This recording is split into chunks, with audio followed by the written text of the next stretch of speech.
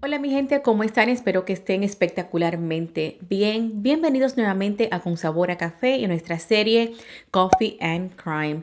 Hoy les voy a compartir un caso muy interesante, la historia de Stephen Avery, quien fue falsamente encarcelado, fue liberado y detenido nuevamente por un homicidio que plantea muchas dudas. Gracias a The Rios Family por recomendarme este caso. Y bueno, señores, ya ustedes saben, con cafecito en mano, ¿qué tal si comenzamos?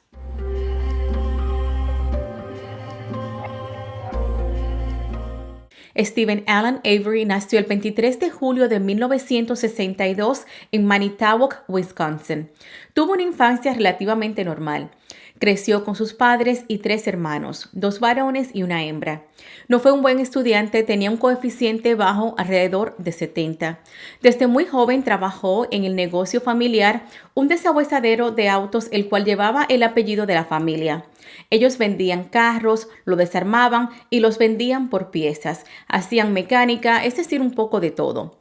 La propiedad de los Avery era gigantesca y ellos vivían en casa rodante en su misma propiedad. En su mayoría, los residentes del condado Manitowoc son granjeros de clase baja. Es un pueblo bien pequeño, tiene alrededor, bueno, en ese entonces tenía alrededor de 80,000 habitantes. La familia Avery era conocida en la pequeña comunidad como los revoltosos o buscapleitos. Así era como la comunidad los veía. Ellos tenían su propia comunidad, no participaban en las actividades del pueblo. Pero a pesar de esa mala fama, eran una familia muy unida. A los 18 años, Steven es acusado de robar un bar con sus amigos. Entraron por la ventana y robaron 2 paquetes de cervezas, sándwiches de queso y $14. Por este robo fue condenado a 2 años de prisión, pero posteriormente la condena fue reducida a 10 meses y tuvo que hacer trabajo comunitario. En el 1992, Steven conoce a Lori Mathisen, una madre soltera. Se casaron el 24 de julio de ese mismo año. Posteriormente tuvieron 2 hijas. En noviembre de ese mismo año, es decir, del 82, Steven estaba con un grupo de amigos, hicieron una fogata en su propiedad. Como diversión, él roció el gato de la familia con gasolina y lo tiró en la fogata. Steven fue acusado de maltrato animal y sentenciado a 9 meses de prisión. Salió en libertad en agosto de 1983. A mediados de 1984, su prima Sandra Morris presenta una demanda en contra de Steven por exhibicionismo. Sandra estaba casada con Bill Morris, el asistente del alguacil del condado Manitowoc, así que tenían fuertes conexiones. Sandra y su esposo Bill no querían saber de Steven. La madrugada del 3 de enero de 1985, Steven saca a su perro a hacer sus necesidades. Ve a su prima Sandra que iba por la carretera, la persigue y la obliga a salirse de la carretera. Cuando Sandra se detiene y sale de su carro para reclamarle, Steven le apunta con un arma. Tienen una pequeña discusión y se va. El arma estaba vacía, pero obviamente Sandra no sabía eso. Ella de inmediato va a la oficina del alguacil donde trabajaba su esposo e interpone una querella. Dijo que su vida había estado en peligro y que Steven la apuntó con su arma. El departamento del alguacil tomó el caso con mucha dureza y Steven fue acusado de un delito grave y posesión de arma de fuego. Le preguntaron por qué él había hecho eso y él dijo porque Sandra decía cosas sobre él que no eran ciertas, como por ejemplo que él salía al jardín a tener sexo con su esposa y en la calle desnudo y eso le molestaba. Mientras espera por el juicio por la querella que interpuso Sandra, su esposa Lori dio a luz a mellizos y él estaba feliz. El 29 de julio de 1985, Penny Bernstein y su esposo fueron a la playa del lago Michigan. A las 3 de la tarde, ella fue a trotar sola por la orilla del lago. Cuando regresaba, un hombre intentó violarla, le arrancó la ropa, la atacó sexualmente, la golpeó y dio por muerta. Penny fue encontrada y llevada al hospital. Judy Deborah de la oficina del alguacil fue asignada para ir al hospital y tomar la declaración de Penny.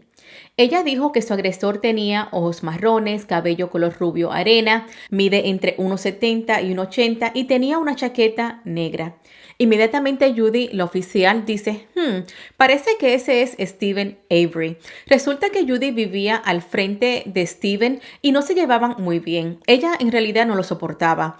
Además, ella y Sandra, la prima de Stephen, eran muy buenas amigas. Después de tomar la declaración, Judy se la pasa a Penny para que la firme, pero Penny le dice que no podía leerla porque tenía la vista nublada por los golpes que había recibido.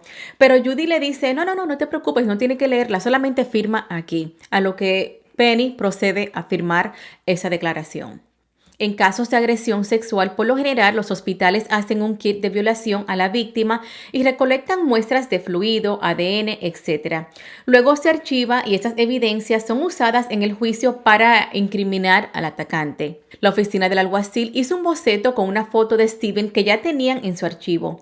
Le muestran la foto a Penny y le dicen, mira, este es Stephen Avery, este fue el hombre que te atacó. Y dice, sí, es muy parecido, ese fue quien me atacó.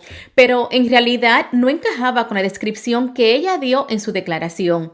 Por ejemplo, ella había dicho que el agresor tenía ojos marrones, pero Stephen tiene ojos azules. La estatura de Stephen es mucho más baja que el del agresor. Stephen es arrestado esa noche, pues tenía la declaración firmada de Penny y además ella lo había identificado por medio de esa foto. Dijo, sí, ese fue mi atacante. Todo ocurrió ese mismo día, esa misma noche. Durante el juicio, los abogados de Stephen argumentaron que esa misma noche la oficina del alguacil armaron el caso en contra de él. Por lo general, cuando una persona es arrestada, tiene derecho a una llamada telefónica, llamar a su abogado o a su familia, pero a él no se lo permitieron. Todos los días la oficina del defensor público recibe una lista de los arrestos de la noche anterior para que un abogado de oficio represente a esa persona. Resulta que el nombre de Stephen Avery no estaba en la lista. Su esposa Lori fue quien tuvo que contactar a su abogada porque a él no se lo permitieron. La abogada de Stephen de inmediato fue a la cárcel. Cuando ella cuestionó por qué no la contactaron y por qué el nombre de Stephen no estaba en la lista, le dijeron que el alguacil, es decir, el jefe, ordenó que su nombre no estuviera en la lista, no le permitieran visita ni llamada y lo encerraran en solitario para que no hablara con nadie. Stephen aseguró que era inocente, pero no le creyeron. Fue negado fianza y permaneció preso. Penny y su familia eran personas prominentes en la comunidad. Muchos pensaron que por eso querían resolver el caso rápido y condenar a alguien, especialmente porque Stephen era un Avery. Un agente le dijo al alguacil sobre un tal Gregory Allen. Resulta que este tenía un extenso historial de delitos sexuales y de violencia en el condado Manitowoc, tanto así que el departamento de policía lo estaban vigilando todos los días y a toda hora. Sin embargo, el 29 de julio de 1985, el día de los hechos, los agentes que estaban asignados a su vigilancia fueron llamados a investigar otros delitos, lo que quiere decir que cuando Penny estaba siendo atacada, Gregory Allen no estaba bajo vigilancia. Uno de los detectives fue con el alguacil para decirle que existía la posibilidad que fue Gregory Allen quien agredió a Penny.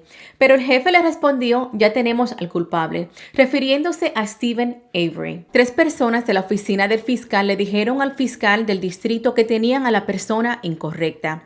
Le dijeron que no creían que fue Stephen Avery. La descripción de Penny concuerda más bien con Gregory Allen. Penny fue atacada aproximadamente a las 3:50 de la tarde. A esa hora, Stephen estaba trabajando en el negocio familiar. Testigos afirmaron, aparte de sus familiares, que estuvieron con él trabajando. Luego, él recogió a su esposa e hijos, fueron a comer, a comprar algunas cosas y mostraron como evidencia el recibo con la hora donde él había estado. Luego, él llegó a su casa y llamó a su hermano para que le ayudara a reparar una pared. Trabajaron toda la noche y se acostó. A las 11:45 la policía llegó a su casa a arrestarlo. Penny aseguró durante el juicio que estaba segura que Stephen fue quien la atacó. Stephen Avery, de 23 años, fue encontrado culpable de agresión sexual, intento de homicidio, detención ilegal y fue sentenciado a 32 años de prisión. Desde el 1985 hasta el 1994, sus abogados apelaron hasta llegar a la Corte Suprema de Wisconsin, pero todas las apelaciones fueron negadas. En el 1994, finalmente aceptan revisar el caso. En esa época, cuando ocurrió el ataque, las pruebas de ADN no estaban tan desarrolladas. En realidad, no habían hecho nada con esa evidencia. Sus abogados enviaron las muestras a un laboratorio en el 1995. Los resultados revelaron que el ADN encontrado debajo de las uñas de Penny era de otra persona que no era Steven. Sin embargo, como no pudieron determinar de quién era ese ADN, la petición fue negada. Entre 1996 y 1997, sus abogados agotaron todos los recursos jurídicos. Su esposa Lori se divorció de él y Steven perdió la custodia de sus hijos. Durante todos esos años, él siempre mantuvo que era inocente. En el 2001, el Proyecto Inocencia de Wisconsin acepta tomar el caso de Steven, reenvían toda la evidencia al laboratorio para ser analizada de nuevo. Además, todo estaba más avanzado. Resulta que un vello púbico analizado reveló que no era de Steven. Tomaron la información de ese ADN y la compararon con la base de datos penal del estado y coincidió con alguien y esa persona era Gregory Allen, quien ya estaba en prisión por otro delito. Recuerden que lo mencioné anteriormente y como pueden ver en la foto tiene un gran parecido con Steven. El 11 de septiembre del 2003, Steven Avery es liberado después de 18 años de prisión por un crimen que no cometió.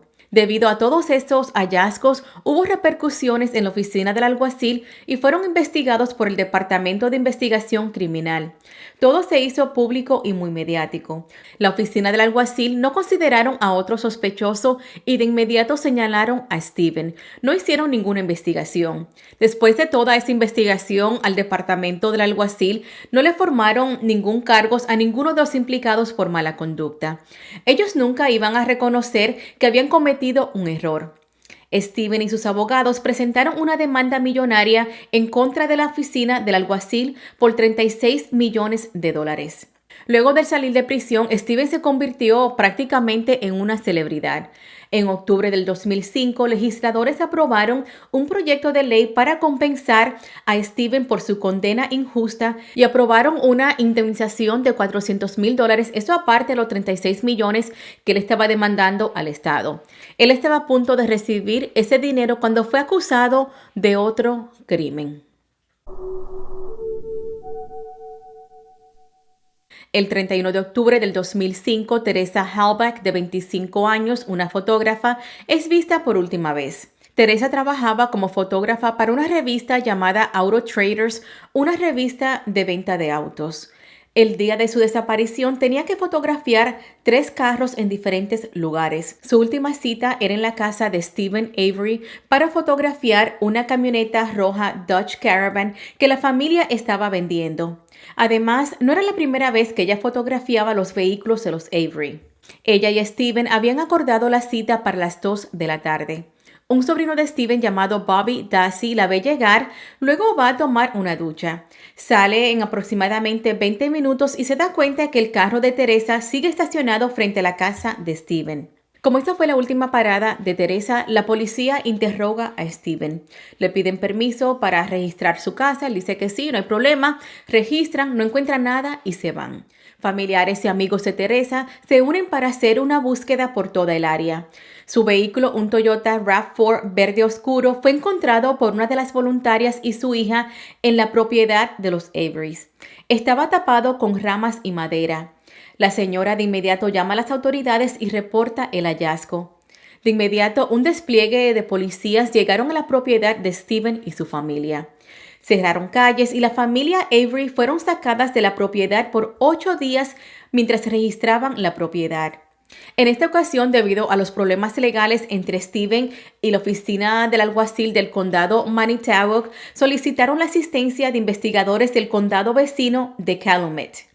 Mediante una conferencia de prensa dijeron que ningún oficial del departamento de Manitowoc estarían asistiendo en la búsqueda en la propiedad de los Averys. Sin embargo, eso no fue así, pero luego le doy más detalles sobre eso. 2 agentes independientes de la oficina del alguacil de Calumet que no conocían a la familia Avery condujeron la investigación para evitar malentendidos. Ellos y su equipo encontraron evidencia significativa en el depósito de autos de los Averys. Encontraron huesos y dientes humanos en una fogata detrás de la casa de Steven. Aparentemente, alguien intentó deshacerse de un cuerpo por medios incendiarios. Revisaron el carro de Teresa y encontraron rastros de sangre en distintos lugares. Los investigadores entraron y rebuscaron la casa de Steven en 7 ocasiones y no encontraron nada excepto la revista de la compañía donde Teresa trabajaba y el recibo por su servicio. Eso comprueba que ella estuvo allí. Sin embargo, el día que 2 agentes de la oficina del alguacil del condado de Manitowoc entraron a la oficina para asistir en la investigación, recuerden que no estaban supuestos a estar ahí, ellos encontraron la llave del carro de Teresa en la habitación de Steven. Esto dio mucho de qué hablar porque recuerden que nadie de la oficina del alguacil de Manitowoc estaba supuesto a asistir en la búsqueda, pero curiosamente fueron ellos quienes encontraron la llave. Además, como le dije anteriormente, habían registrado la casa en 7 ocasiones y nunca encontraron nada. Eso está muy sospechoso. Steven fue arrestado de inmediato y, por supuesto, él negó estar involucrado en el asesinato de Teresa. Por más que lo presionaron, él mantuvo su inocencia. Los resultados de la sangre y sudor en el carro de Teresa arrojaron que era de Steven. El llavero también tenía el ADN de él, pero solo tenía el ADN de él, ni siquiera el de Teresa, que es muy extraño.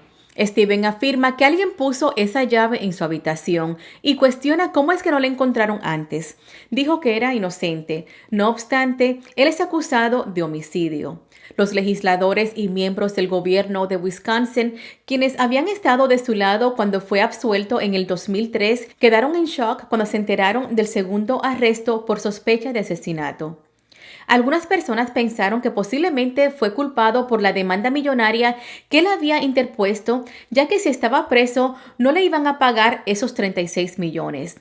Sin embargo, otros pensaban que él sí tuvo algo que ver con la muerte de Teresa. Por la demanda que Steven había interpuesto, solo recibió $400,000 y $160,000 de honorarios para sus abogados. Así que básicamente el condado de Manitowoc le paga esa cantidad, pero no admite culpa ni responsabilidad por haberlo encarcelado injustamente en el 1985. Steven aceptó el dinero, en realidad no tenía otra alternativa para poder pagar un abogado, pues él no quería un abogado de oficio. También fue arrestado el hijo de la hermana de Steven de 16 años llamado Brendan Dassey. Brendan es descrito como un joven tranquilo, callado, muy tímido, nunca se había metido en problemas, no tenía ningún récord criminal y era evidente que tenía cierta discapacidad intelectual, por llamarlo de alguna manera.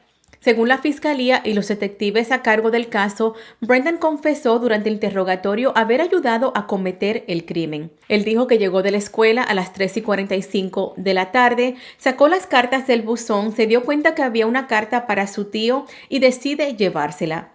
Mientras caminaba para la casa de Steven, escucha gritos de una mujer. Cuando toca la puerta, puede escuchar a la mujer gritando y pidiendo auxilio con más claridad. Su tío Steven abre la puerta sudado y semidesnudo. Le dice que entre. Lo dirige a su habitación. Allí estaba Teresa desnuda y amarrada de la cama. Steven supuestamente incita a Brendan a que también abuse de ella. El joven lo hace. Luego Steven la asesina y quema su cuerpo en una fogata. Esa es una de las versiones. Sin embargo, en una entrevista desde la prisión, Steven dijo que su sobrino había sido coaccionado por los agentes. El 4 de marzo, Bárbara, la hermana de Steven y madre de Brendan, lo visita en la correccional de menores. Habló con su hijo y este dijo haber declarado la verdad en su primera declaración 4 meses antes de su arresto. En esa primera declaración, Brendan les dijo a los investigadores que no había tenido contacto con Teresa y no sabía qué le había ocurrido. Cuando él llegó de la escuela, se puso a jugar con su PlayStation hasta las 5 de la tarde. Su madre llega del trabajo, hablan un rato. A las 7 de la noche, Steven llama a Brendan y lo invita a ver una fogata. Al parecer, eso era muy común en los Averys, hacer fogatas en su propiedad. Él regresó a su casa a las 9 de la noche y se acostó a dormir. Brendan afirma que la policía lo obligó a implicarse a sí mismo y a Steven. En su segunda declaración, él dijo lo que ellos querían oír. Brendan se contradijo en sus declaraciones en muchas ocasiones y eso lo incriminó aún más. Lo más curioso es que no había pruebas forenses como ADN, sangre o huellas dactilares de él que lo vincularan con el crimen. No había absolutamente nada en el lugar de los hechos. El juicio de Steven comenzó el 12 de febrero del 2007. Durante el juicio hubo un desfile de testigos de ambas partes, evidencias y expertos. Sus abogados argumentaron que fue una conspiración en contra de Steven y acusaron abiertamente a los policías del condado de Manitowoc de poner esas pruebas incriminatorias en la propiedad de Steven. Además, solo investigaron a Steven y a nadie más. Ellos descubrieron que el departamento del alguacil tuvieron acceso a la sangre de Steven del caso anterior. Resulta que el tubo de sangre tenía un pequeño agujero, parecía como si alguien tomó muestra de su sangre con una jeringa. Piensan que utilizaron la sangre para colocarla en el vehículo de Teresa. Por otra parte, el fiscal afirmó que no solo encontraron huesos humanos en la fogata cerca de la casa de Steven, sino la cámara de Teresa, su ropa, celular y dientes. Un fragmento de bala con el ADN de ella fue encontrado en el garaje de él. Steven trató de decir que ella nunca llegó a su casa, pero pudieron confirmar que Teresa había llegado a la hora acordada, pues ella le había dejado un mensaje de voz a Steven concretando la cita y él fue la última persona en verla con vida. En cuanto a Brendan, indicaron que él fue influenciado por su tío y también participó en el asesinato. Teresa había sido violada, torturada, disparada y calcinada. El 1 de junio del 2007, Steven Avery, de 43 años, es encontrado culpable de homicidio intencional y sentenciado a cadena perpetua sin posibilidad de libertad. Brendan Dassey, de 17 años, fue sentenciado en agosto de ese mismo año a cadena perpetua con la posibilidad de libertad condicional en el 2048, a la edad de 59 años.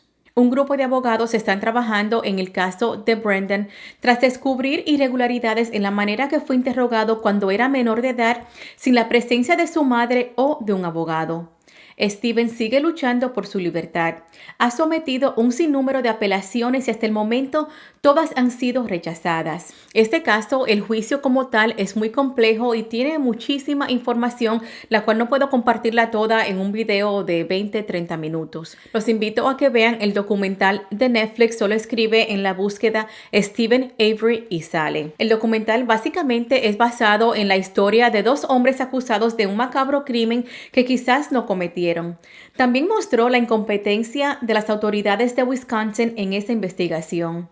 Luego de que salió ese documental, decenas de personas se dieron cita afuera de la corte del condado de Manitowoc para protestar y pedir que liberen a Steven y a Brendan. Durante la protesta también hubo un grupo de personas en contra de ellos, las cuales aseguran que tuvieron un juicio justo y merecen estar en la cárcel por el asesinato de Teresa. No sé si Steven lo hizo o no. Hay evidencias que apuntan a él. Sin embargo, también creo que el documental plantea muchas preguntas inquietantes que me dejaron con más preguntas que respuestas. Específicamente la continua participación de la oficina del alguacil del condado de Manitowoc. Además, me llama mucho la atención que registraron su casa 7 veces y no encontraron nada que lo incriminaran. Pero revisan otra vez y ¡boom!, aparece la llave. También debo aclarar que supuestamente hubo muchas evidencias que incriminaban a Steven que el documental no incluyó. La ex prometida de Steven dijo en una entrevista luego que él fue encontrado culpable que ella sí creía que él asesinó a Teresa. No lo dijo antes porque tenía miedo de él. También leí que hace poco un testigo surgió y dijo haber visto a Bobby, el sobrino de Steven, que testificó en su contra, y a un hombre mayor empujando un vehículo cerca de la propiedad de Steven, muy parecido al de Teresa el día de los hechos. Steven y Brendan tienen nuevos abogados que han encontrado incongruencias en la investigación y nuevas evidencias y están tratando que salgan en libertad o por lo menos que tengan un nuevo juicio. ¿Será que Steven ha sido acusado falsamente otra vez? ¿Y si no fue la policía que puso esas pruebas incriminatorias en su casa, en su propiedad? ¿Existe otra persona que quiere incriminarlo?